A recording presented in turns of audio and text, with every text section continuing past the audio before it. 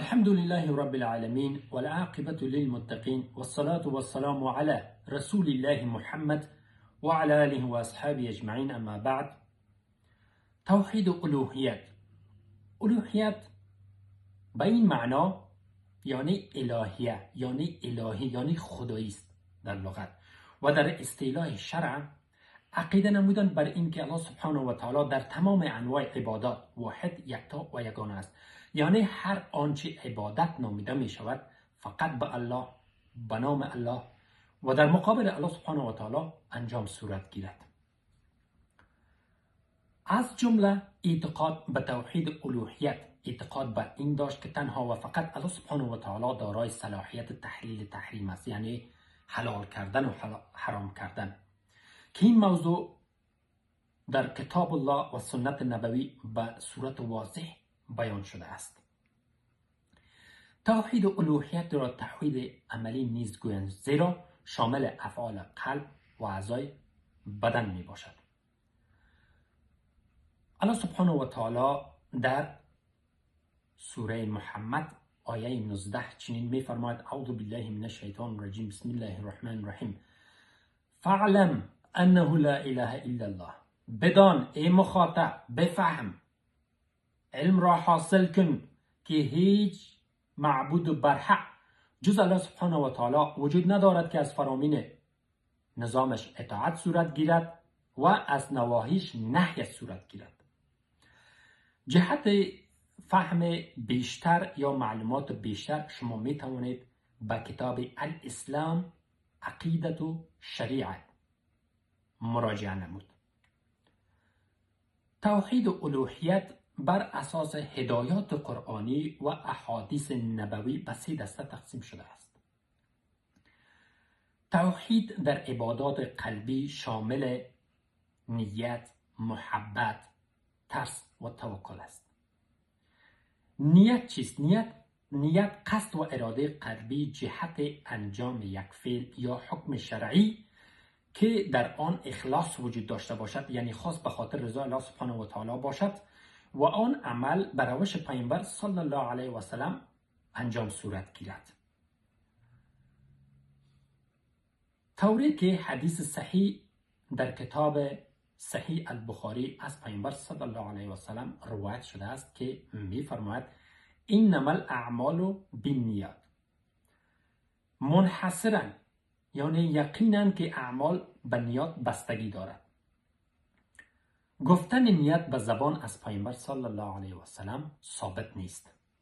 دوم، محبت یک نوع از غرایز فطری است که ریشه در ذات نفس دارد و این گرایش های نفسانی و تمایلات انسانی است که بقای زندگی فردی و نیازهای حیاتی انسان را تأمین می نماید. پس ما باید بیشتر از همه آفریدگار این محبت را دوست داشت که الله سبحانه و تعالی است. پس منشأ مخلوق پرستی از کجا نشأت می گیرد؟ از همین محبت نشأت می گیرد. محبتی که مخصوص الله سبحانه و تعالی است، غیر او را در آن شریک قرار دادن شرک در محبت واقع می شود. طوری که الله سبحانه و تعالی در سوره بقره آیه 165 چنین می فرماید: و من الناس من یتخذ من دون الله اندادا یحبونهم كحب الله والذین آمنوا اشد حبا لله. و برخی از مردم کسانی هستند که به غیر از الله شرکا و معبودهای انتخاب می کنند که آن گونه سزاوار است که الله سبحانه و تعالی را دوست داشت آنها را دوست می دارند. و مؤمنین یعنی کسانی که ایمان آورده اند کسانی هستند که الله را بیشتر و قویتر از همه دوست می دارند.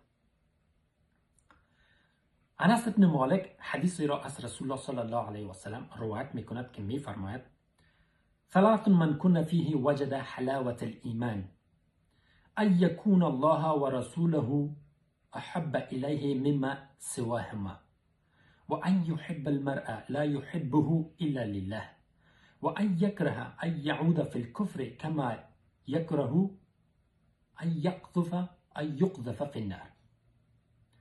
انس ابن مالک روایت میکند که رسول الله صلی الله علیه و سلم فرمود 3 ویژگی یا خصلت وجود دارد که در هر کس باشد علاوت یعنی شیرین ایمان را با آنها میچشد. الله و رسولش را از همه بیشتر دوست داشت. محبتش با هر کس خاص به خاطر رضای الله سبحانه و تعالی باشد. بعد از اینکه الله سبحانه و تعالی او را از کفر شرک نجات داد، از برگشتن به آن نفرت داشته باشد، همان گونه که رفتن به آتش برایش دشوار و ناگوار است. و نیز انس ابن مالک حدیث دیگری را از رسول الله صلی الله علیه و سلم روایت میکند که رسول الله صلی الله علیه و سلم میفرماید لا یؤمن احدکم حتی ان یکون احب الیه من ولده و والده و الناس اجمعین. از انس ابن مالک روایت است که رسول الله صلی الله علیه و سلم فرمود مؤمن کامل شدن نمیتواند یکی از شما تا وقتی که من باشم محبوب و دوست داشته شده به سوی او از اولادهایش، از والدینش و از همه مردم. پس از این حدیث این معنا را به دست میاریم که محبت به 3 گونه تقسیم شده است و این را پیامبر صلی الله علیه و سلم تقسیم نموده است. یکی محبت ترحمی است که شامل محبت با اولاد می شود.